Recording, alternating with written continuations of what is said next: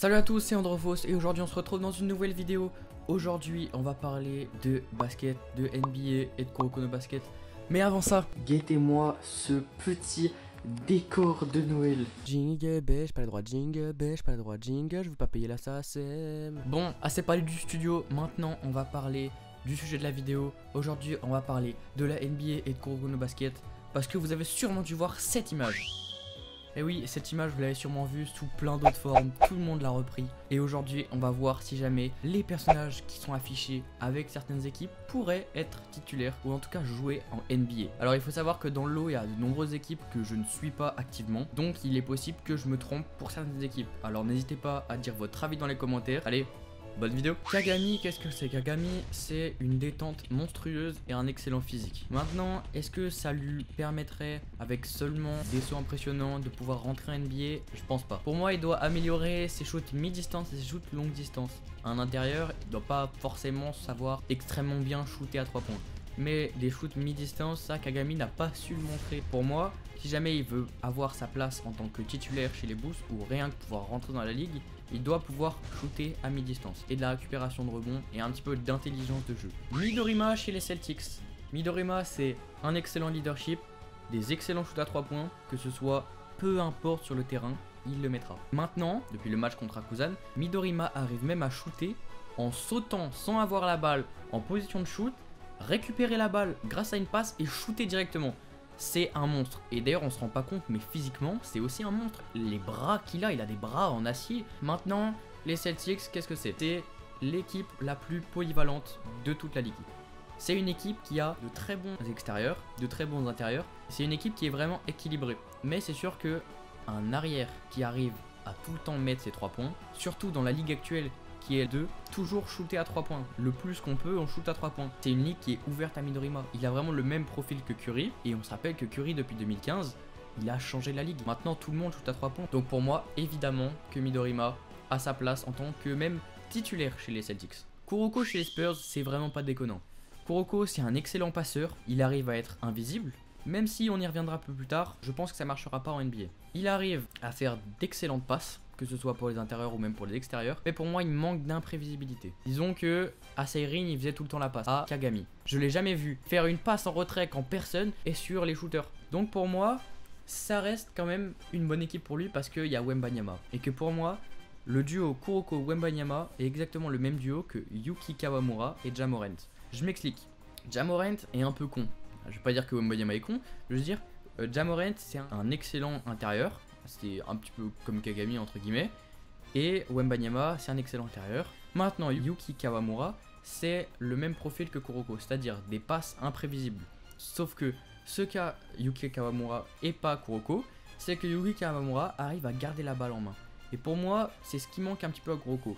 C'est pouvoir maîtriser quelques dribbles, je parle pas du dribble fantôme, mais juste pouvoir garder la balle un petit peu, pouvoir faire des percées et ensuite faire des passes imprévisibles.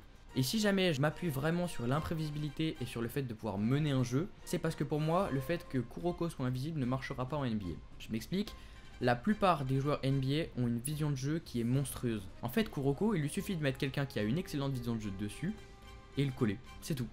Le coller tout le temps, tout le temps, tout le temps. C'est-à-dire, si à la finale, ils avaient calé Akashi sur Kuroko, Kuroko aurait pas touché la balle une seule fois.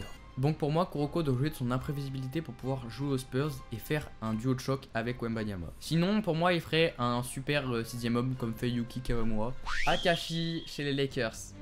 Ça me tient chaud au cœur parce que Akashi, c'est mon personnage préféré avec Aomine de Kuroko no Basket et que les Lakers, c'est mon équipe préférée. Alors, Akashi, c'est un très bon passeur, un excellent leadership, des excellents dribbles, une excellente attaque. Il arrive à faire des très bons shoots mi-distance, que lui seul fait d'ailleurs, j'ai pas compris pourquoi. Il arrive à prédire l'avenir, et depuis le match contre Nash, arrive à prédire l'avenir de plusieurs personnes. Mais pour moi, il shoot pas assez à 3 points. Comme on a vu, c'est un extérieur, c'est pas un intérieur.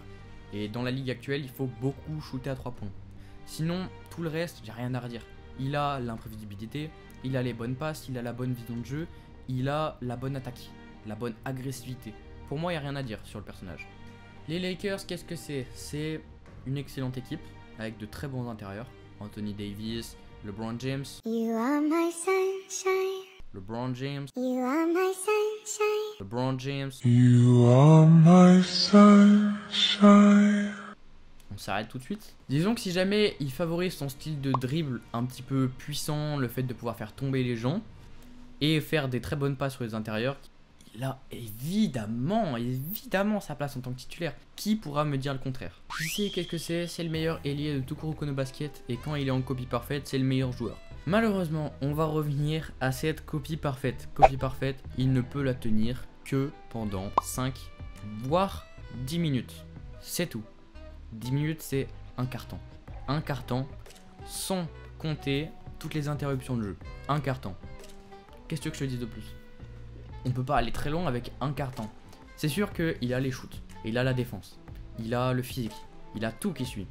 Mais un quart-temps, c'est pas possible. Donc pour moi, il doit améliorer son endurance quand il est en copie parfaite. À part ça, ça reste un excellent joueur. Pour moi, il a sa place, pas en tant que titulaire, mais en tant que, entre guillemets, 6e homme qui vient tout le temps au moment où c'est dur. Pour redresser l'équipe ou pour enterrer l'équipe en face. C'est-à-dire dans un endroit où la plupart de la partie se joue. C'est-à-dire avant la mi-temps, juste après la mi-temps et à la fin du match. Il ne faut pas le cramer dès le début. Il faut plutôt le cramer dans des moments stratégiques. Là, je dis ça parce que en général, c'est les moments stratégiques où les matchs se font. C'est à ce moment-là qu'il faut le faire rentrer. C'est dans des moments extrêmement serrés qu'il faut user de son talent et de sa monstruosité sur le terrain. Murasaki Bara chez les Phoenix. D'abord, parlons de Murasaki Bara parce que malheureusement, il est beaucoup trop sous-estimé. C'est le meilleur pivot du Japon. Il a un excellent physique, d'excellents réflexes. Il a toutes les bonnes qualités que peut avoir à l'intérieur. Il fait un taf. Même à Silver, je veux dire Silver, il doit faire 2 mètres. Il est plus grand, parce qu'on a vu, il est plus grand. 2 mètres, au moins 100 kilos. C'est un buffle. Dire le mec, il marche, il y a un séisme. Silver a été obligé de blesser Murasaki Bara tellement Murasaki Bara était un monstre. Silver, c'est une petite merde. Encore une fois, je me répète un petit peu, mais il a sa place incontestée dans la raquette. Murasaki Bara, ça reste quand même un excellent joueur. C'est pour ça d'ailleurs que je l'aurais même peut-être vu chez les Grizzlies, parce que c'est un excellent défenseur. Même si les Phoenix ont une bonne équipe, il a bien sûr sa place en tant que titulaire pivot. Aomine chez les Cavaliers.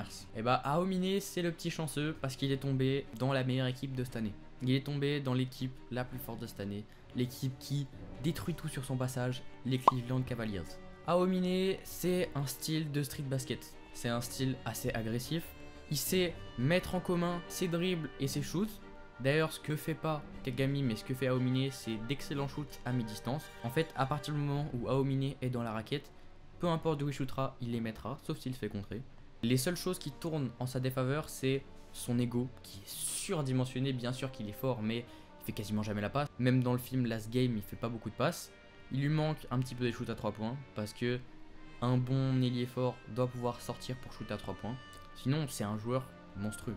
Comme je disais tout à l'heure, Aomine aurait été le grand chanceux de cette draft si jamais il avait été drafté cette année chez les Cleveland Cavaliers, parce que ils sont extrêmement forts.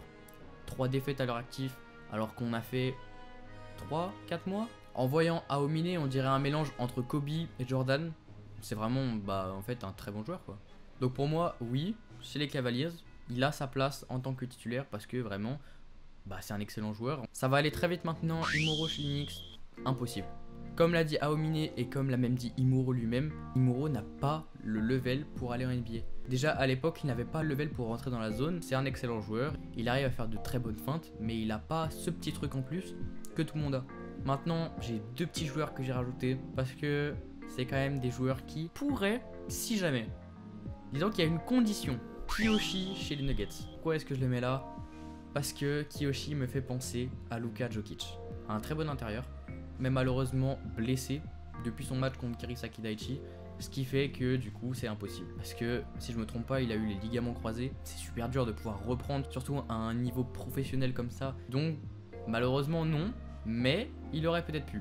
Et enfin, celui que j'attends depuis le début, Aizaki chez les Grizzlies. Aizaki, pour ceux qui ne se souviennent pas, c'est le joueur qui était agressif. C'est l'ancien joueur de la génération miracle qui n'a pas été reconnu par les 5 autres, qui d'ailleurs s'est fait virer à cause de sa violence. C'est un excellent joueur et a réussi à faire comme qui sait.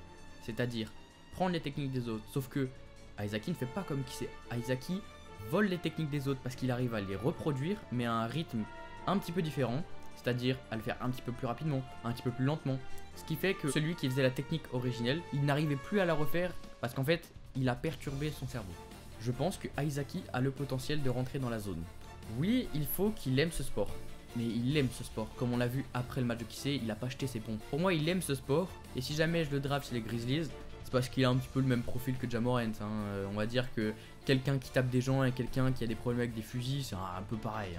Blague à part, je pense que si jamais il met de côté tous ses problèmes avec la violence, je pense qu'il peut vraiment réussir dans cette ligue parce que pour moi, il a le niveau pour pouvoir rentrer dans la zone. Il a la technique et si jamais il arrive à voler la technique, pas forcément de la génération miracle, mais à des gens très forts au NBA, bah en fait la NBA est ouverte pour lui, encore plus que qui sait. Voilà les frères, on se retrouve en fin de vidéo, j'espère que la vidéo vous a plu. Si jamais elle vous a plu, n'hésitez pas à vous abonner, à lâcher un like. Si jamais vous n'êtes pas du même avis, n'hésitez pas à le dire dans les commentaires, j'hésiterai pas à débattre avec vous. Sur ce, passez de bonnes fêtes et joyeux Noël.